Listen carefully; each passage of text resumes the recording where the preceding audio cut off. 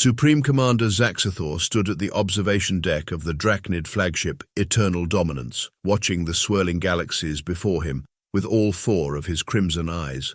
His scaled armor, adorned with the marks of 1,000 victories, gleamed under the starlight. He would have looked quite impressive if he wasn't currently trying to process the most ridiculous report he'd ever received in his 3 centuries of service.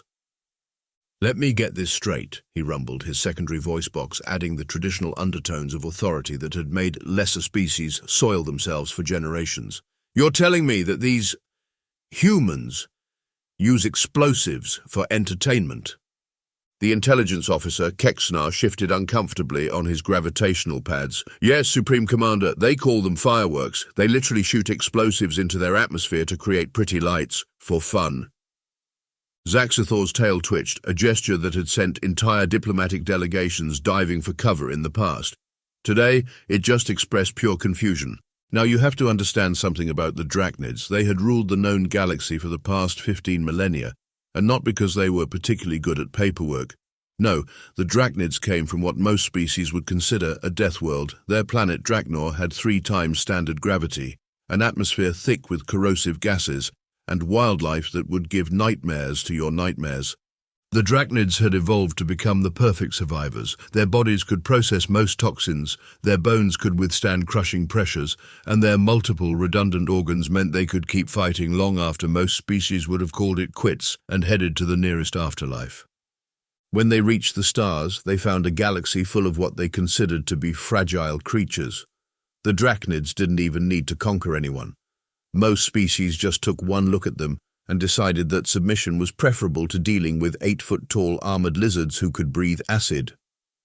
"Continue," Zaxathor commanded, trying to maintain his dignity while processing this new information. "What else do these humans do?" "Well," Kexnar consulted his datapad, "they regularly engage in something called extreme sports. This involves deliberately putting themselves in danger for entertainment. They jump off cliffs with fabric containers of air, ride down frozen mountains on flat pieces of material, and willingly enter cages with their planet's apex predators." Zaxathor's secondary heart skipped a beat. "Surely these must be their warrior caste?" "No, Supreme Commander, these are their civilians, for recreation." The great Drachnid commander turned back to the viewport, his scales shifting through colors that indicated deep thought and mild existential crisis. Throughout their history, the Drachnids had encountered hundreds of species. Some were physically strong but mentally weak, others were brilliant but fragile. None had ever matched the Drachnids' combination of physical prowess and survival capabilities.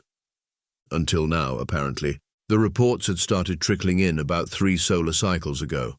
A new species had achieved faster-than-light travel, which wasn't particularly noteworthy. New species did that all the time, usually followed quickly by them pledging allegiance to the Drachnid Empire when they realized what else was out there. But these humans were different. Initial surveillance suggested they came from a planet that made Drachnor look like a luxury resort. They had evolved on a death world that tried to kill them in new and creative ways every day, and instead of merely surviving, they had apparently decided to turn everything into a sport. "There's more," Kexnar added, because apparently the universe hadn't finished messing with Zaxathor's worldview. "They ingest substances that they know are poisonous purely for pleasure, something called alcohol and extra spicy wings."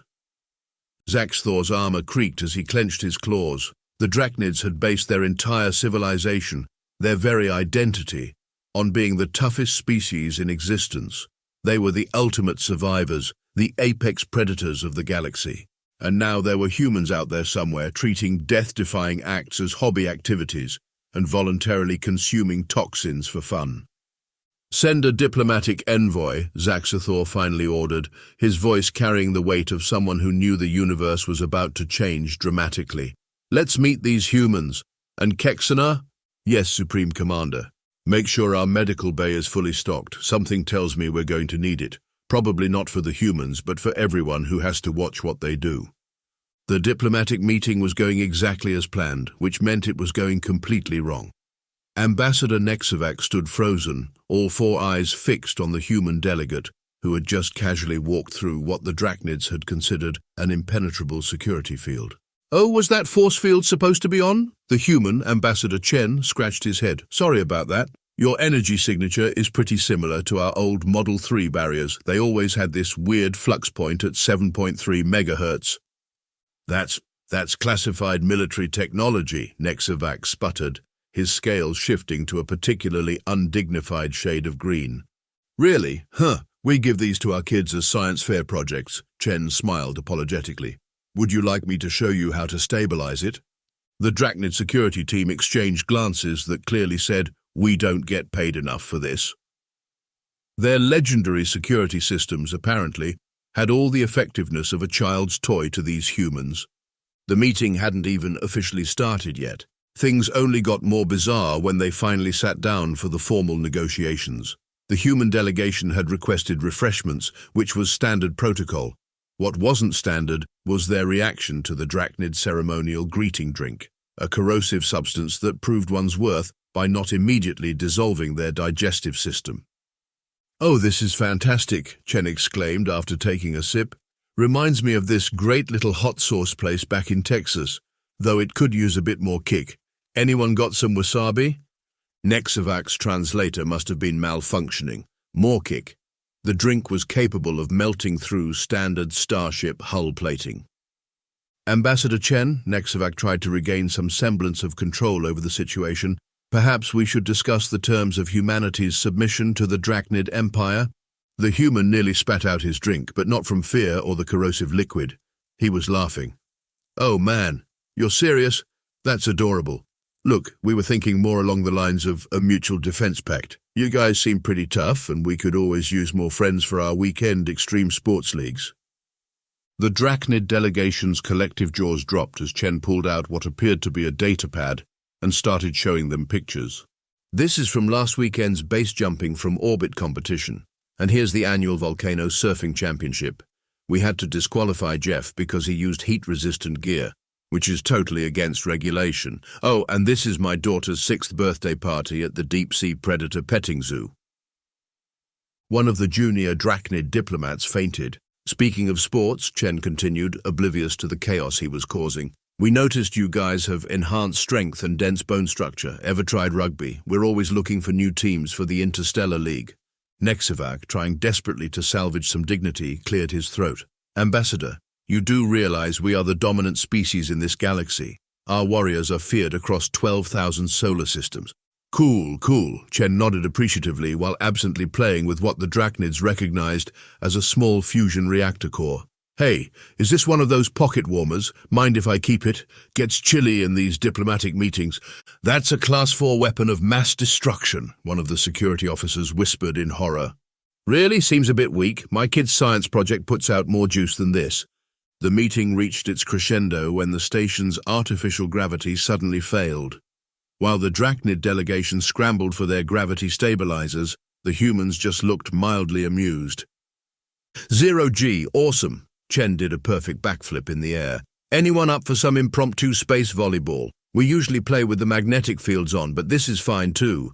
Nexavac watched in dismay as his carefully planned diplomatic meeting devolved into what the humans called a pickup game in zero gravity. The worst part wasn't even that they were treating a life-threatening situation as entertainment. It was that they were really good at it. Ambassador Chen, Nexavac managed to say while clinging to his hover chair, perhaps we should reschedule when the gravity is functioning properly? Oh, right, sorry about that. Chen pulled out another device from his pocket. This electromagnetic pulse generator always messes with artificial gravity. My bad. Was testing it to see if it was strong enough for next week's EMP-resistant obstacle course competition. As the gravity slowly returned, Nexavac made a mental note to update the Empire's first contact protocols. Somewhere between assert dominance and accept submission, they needed to add a new category. What to do when the supposedly inferior species treats your most dangerous technology as toys. The meeting concluded with the humans proposing a cultural exchange program. The Dracnids agreed, mainly because they were too stunned to refuse. As Chen left, he casually mentioned something about looking forward to introducing you guys to something called paintball. Nexavac spent the next hour updating his report to Supreme Commander Zaxathor. How exactly does one diplomatically phrase They're completely insane, and I think we might be the fragile ones. The only consolation was that at least things couldn't get any more bizarre. Then he received word that the humans wanted to organize a friendly competition to get to know each other better. Nexovac's scales turned white. He had a feeling the definition of friendly competition was about to change dramatically. Supreme Commander Zaxathor had spent 3 weeks planning the perfect set of trials to put these humans in their place. The challenges would demonstrate once and for all why Drachnids were the galaxy's apex species. He'd selected the most brutal tests possible, each designed to push the limits of survival. What he hadn't expected was for the humans to show up with camping gear and something called marshmallows. "Welcome to the Tri-Species Challenge," Ambassador Chen announced cheerfully, wearing what appeared to be a floral patterned shirt and cargo shorts. "We brought enough snacks for everyone. Anyone want some trail mix?" Zaxathor's eye twitched. "This is a serious competition, Ambassador. The first challenge is a test of pure strength. You must lift these gravity-enhanced weights for 1 hour straight." "Oh, cool. Like CrossFit." Chen's teammate, a human female named Rodriguez, was already stretching. "This'll be a great warm-up. Mind if we play some music? Really gets the blood pumping." The Drachnid warriors watched in disbelief as the humans not only lifted the impossible weights but started dancing to something called Eye of the Tiger. While doing so, one of them was even live-streaming the event to something called Space Talk. "This is getting more views than my hot pepper eating challenge," Chen exclaimed between sets. "Hey, after this, want to try some Carolina Reapers? I brought a few plants with me." Zaxathor ignored this, moving on to the second challenge. "Now, you must run through this obstacle course. The gravity is set to 5 times standard, the air is filled with toxic gas, and the temperature is near boiling." "Sweet, just like my morning jog back home in Death Valley," Rodriguez grinned. "Though you might want to turn up the heat a bit, it's a little chilly." The humans proceeded to treat the deadly obstacle course like a theme park attraction. They were racing each other, taking selfies with the acid pits and complaining that the toxic gas wasn't spicy enough. One of them even stopped halfway through to set up what they called a picnic spot. "Anyone want some hot cocoa?" Chen called out from atop a particularly treacherous climbing wall. "The vacuum thermos keeps it nice and toasty." The Drachnid medical team was having collective nervous breakdowns watching the humans casually ignore everything they knew about survival. The course's toxic gas, designed to incapacitate even the hardiest species, was apparently better than the air quality back in Beijing. But it was the final challenge that really broke them. "For the survival test," Zaxathor announced, trying to maintain his dignity, "you must spend 3 days in this artificial environment modeled after the most hostile planet we've ever encountered." The humans took one look at the environment, a hellscape of extreme temperatures, deadly predators, and environmental hazards, and started setting up what they called a glamping site. "Check it out," Chen was telling some thoroughly confused Drachnid observers.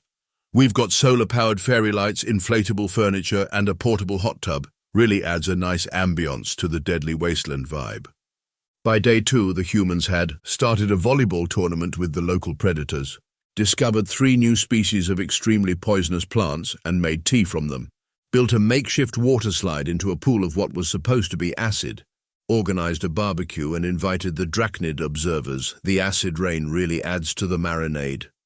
Set up a betting pool on who could stay in the hot tub the longest. Zaxathor watched through the monitoring system as the humans turned what was supposed to be a horrific survival scenario into what they called a lit weekend getaway. "Sir," one of his advisors approached cautiously, "the humans are requesting permission to extend their stay. They say they haven't finished setting up the zip line over the lava pit." The Supreme Commander's mighty tail dropped in defeat. "They want to stay longer? In there?" "Yes, sir, they say it reminds them of something called summer camp, just with better amenities."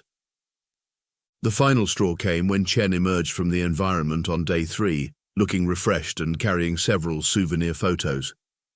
"Thanks for the awesome vacation spot," he beamed. "We've already posted reviews on Space Yelp. 5 stars, though we had to dock half a point because the flesh-eating bacteria weren't very challenging. Back home, we used stronger stuff to make yogurt." Zaxathor's mighty armor creaked as he slumped in his command chair. But this was supposed to be a challenge," he muttered. "Oh, was it?" Rodriguez looked genuinely surprised. We thought this was just a friendly cultural exchange. You should see our actual survival training, this one time at Marine Boot Camp." The Supreme Commander quickly raised his hand to stop her. His pride had taken enough hits for one day. "Though, if you want a real challenge," Chen added helpfully, "we're hosting the annual multi-species ultramarathon through active volcanoes next month. It's pretty casual, only 500 kilometers, minimal lava surfing required. We'd love to have the Dracnid Empire participate." As the humans chatted excitedly about their plans for spicing up the survival zone with something called paintball equipment, Zaxathor made a mental note to update the Empire's species threat assessment rankings. At the top of the new list, humans, threat level, they think Deathworlds are fun. "One last thing," Chen called out as they were leaving. "We noticed you guys might be interested in extreme sports, so we brought you some starter equipment. Nothing fancy, just some basic bungee jumping gear, wingsuits, and a DIY guide to building your own underwater volcano observatory." The mighty Dracnid commander looked at the gifted equipment with a mixture of horror and fascination. "You consider these basic?" "Oh yeah, totally beginner stuff. Call us when you're ready for the advanced toys. We've got this great game called Competitive Antimatter Juggling we think you'll love." The Dracnid High Council was in session, and for the first time in recorded history, every single member was speechless. On the massive display screen before them, Ambassador Chen was giving what he called a casual presentation about Earth. "And here's where I grew up," Chen pointed to an image of a place called Australia. "Pretty tame compared to most places, only had to fight off 3 different types of venomous creatures on my way to school each day." "3, High Councillor Vexmar scoffed, finally finding his voice. "Our younglings face at least 7 deadly species daily on Draknor." "Oh, these were just before breakfast," Chen clarified. "If you count the whole day, it was more like 20 or 30, but most of them are pretty friendly once you get to know them. Except for the drop bears. Never trust a drop bear." The presentation continued with what the humans called their basic survival training for children. It included activities like swimming with great white sharks, great for building confidence; free climbing active volcanoes, perfect weekend activity for the family; tornado chasing, best school field trips ever; wrestling with various apex predators, character-building exercise. "But surely," Vexamar interrupted, "these are your elite warrior training programs." "Nah, this is just regular physical education in public schools," Chen shrugged. "Though some kids do join the Boy Scouts or Girl Scouts for the more exciting stuff." The council watched in horror as Chen pulled up footage of what humans considered leisure activities. There were humans throwing themselves off cliffs with nothing but a rubber cord attached to their ankles. Others were skiing down mountains that were actively erupting. Some were diving into underwater caves with equipment that looked suspiciously like it was held together with duct tape. "Wait until you see what we do for bachelor parties," Chen grinned. "This one time in Vegas." "Stop!" Zaxathor commanded, his scales practically strobing with distress. "You mean to tell us that your planet is so dangerous that you had to evolve to survive all this, and instead of leaving you turned it into entertainment?" "Well, yeah, I mean, what else were we going to do? Be boring?" Chen looked genuinely puzzled. "Though Earth isn't really that bad. You should see our colony on Venus. Now that's what I call extreme living." The council was then treated to a history lesson that made their military achievements look like a game of patter cake. Humans had apparently spent most of their history finding new and creative ways to challenge death itself. "This guy climbed Mount Everest without oxygen because, and I quote, 'it was there,'" Chen explained, showing historical footage. "And this other dude crossed Antarctica alone because someone bet him he couldn't." Classic hold my beer moment.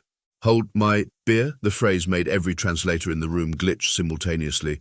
"Oh right, cultural context. It's when someone's about to do something incredibly stupid and awesome at the same time. Like that time my buddy Dave decided to surf a solar flare because someone said it was impossible." The council watched footage of hold my beer moments throughout human history. Each one seemed more implausible than the last. Humans had apparently invented powered flight by strapping themselves to rickety contraptions made of wood and cloth, then decided that wasn't exciting enough and figured out how to break the sound barrier. "You're telling me," one council member said weakly, "that your species went from primitive flight to faster-than-light travel in less than 2 centuries because you were bored?" Pretty much, though the FTL thing was mostly because someone posted online that it was theoretically impossible. Nothing motivates humans more than someone saying, "We can't do something." The presentation moved on to what humans called extreme sports, which appeared to be regular activities made deliberately more dangerous for fun. Skateboarding wasn't exciting enough, so they added rockets. Regular diving was too tame, so they did it from space. Someone had even invented a sport that combined chess with boxing, because apparently exercising either the brain or body alone was insufficient. "And here's our latest hobby. We're trying to race light particles," Chen beamed proudly. "The physics department says it's impossible, which basically guarantees we'll figure it out by next Thursday." Zaxthor raised a trembling claw. "But why?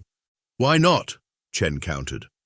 "Oh, and speaking of why not, we're organizing the first intergalactic triathlon. It's going to be epic. Starts with a swim through a neutron star, followed by a bike ride through an asteroid field, and finishes with a marathon across a quantum filament.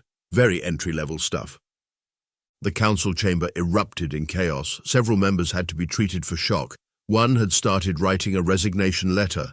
Zaxthor just sat there trying to process how his species had spent millennia proud of their survival capabilities, only to discover they were basically the galaxy's equivalent of bubble-wrapped toddlers. "But wait," Chen added cheerfully, pulling up one final slide. "I haven't even told you about our most extreme activity yet, something we call social media challenges." The footage that followed caused 3 council members to faint and one to start speaking in tongues. "So yeah," Chen concluded, "that's basically a brief overview of human leisure activities. We've got some brochures for anyone interested in joining our weekly extreme ironing club. We do it in active war zones to make it more interesting." The mighty Dracnid Empire, terror of 12,000 solar systems, had finally met its match. Not in warfare, not in technology, but in sheer mind-boggling insanity disguised as recreation. "One last thing," Chen added, pulling out what looked like a small device. "Anyone want to try our newest virtual reality game? It simulates the experience of doing taxes while skydiving through a black hole." Zaxthor looked at the device, then at his council, then back at Chen.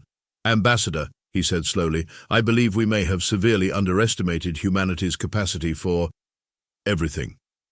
"Oh, don't worry about it," Chen laughed. "Happens all the time. Now, who's up for some light antimatter juggling before lunch? I brought enough hazmat suits for everyone." The most dangerous planet in known space rotated ominously below the Dracnid flagship. Surface temperature, hot enough to melt lead. Atmosphere, a delightful mixture of acid and poison. Wildlife, absolutely everything wants to kill you. Perfect for the final challenge. "Oh, neat, it's like Hawaii," Chen exclaimed, peering through the viewport. "Though the volcanoes look a bit tame." Supreme Commander Zaxthor had chosen this world as the ultimate test.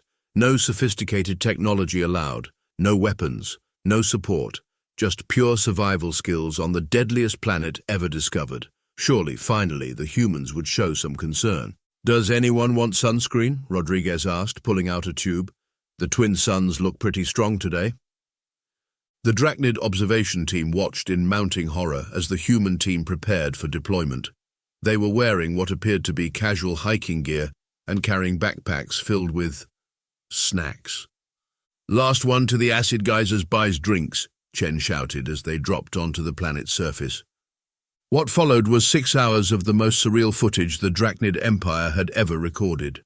The humans used the acid geysers as hot springs, befriended a pack of predators that could bite through battleship armor, started a betting pool on which volcano would erupt next, found some deadly native plants and made a salad, built a makeshift shelter using materials that should have killed them instantly. Started planning a tourist resort. The acid rain really adds to the spa experience. "Sir," a Dracnid observer reported to Zaxthor, "the humans they're having a barbecue with the local wildlife, the wildlife that's still trying to eat them." "Those aren't hunting screams from the creatures," another observer added.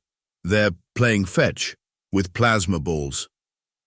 Zaxthor watched as the humans treated the most hostile environment ever discovered like it was a mildly interesting park. They weren't just surviving, they were thriving, having fun, making vacation plans. The final straw came when the emergency extraction team arrived after detecting what they thought was a catastrophic situation. they found the humans hosting an impromptu party with several species that the Drachnids had classified as apocalypse-level threats.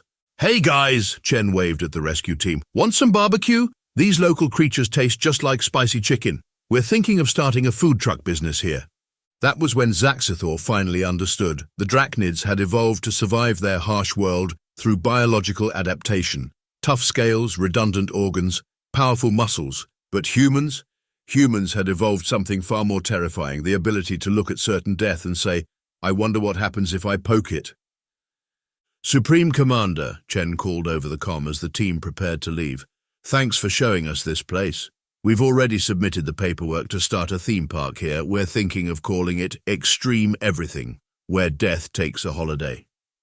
The mighty Drachnid commander looked at his empire's highest threat assessment classification and realized they needed a new category, something beyond apocalyptic threat, something more like, they think apocalypses are fun. "One more thing," Chen added cheerfully. "We're hosting the next Intergalactic Olympics here. First event is synchronized swimming in the acid lakes. The Drachnid Empire is officially invited to participate. Don't worry, we'll provide floaties for beginners." As Zaxithor watched the humans pack up their light picnic, which included equipment that could probably level a small moon, he couldn't help but wonder, in the grand scheme of the universe, who were really the Deathworlders, the species that evolved to survive harsh conditions, or the species that looked at those conditions and decided to turn them into an amusement park? "Oh, by the way," Chen called out one last time, "is anyone interested in joining our new Extreme Sports League? First tournament is next week. Blindfolded zero-gravity parkour through an asteroid field. Very beginner-friendly." The mighty Supreme Commander of the Drachnid Empire, conqueror of thousands of worlds, did the only sensible thing he could. He fainted. The signing ceremony for the Human Drachnid Alliance was unlike any diplomatic event in galactic history, mainly because it was taking place while skydiving through Drachna's upper atmosphere. "You know," Chen shouted over the wind, casually dodging a flying predator, "we could have done this in a conference room." "You humans taught us an important lesson," Zaxithor replied, his diplomatic robes fluttering dramatically. "Why be boring when you can be awesome?" The mighty Drachnid Empire, once the undisputed terror of the galaxy, had finally found their match, not in combat, but in sheer, unrelenting audacity. The alliance terms were simple.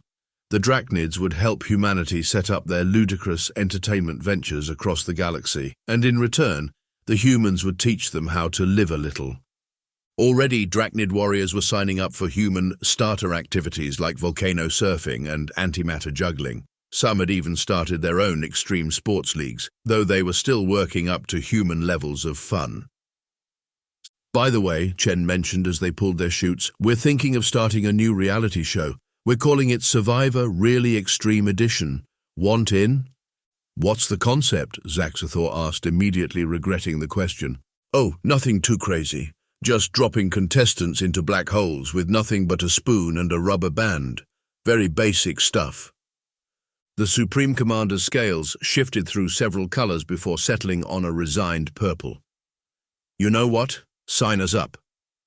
As news of the alliance spread, other species in the galaxy began to understand a fundamental truth.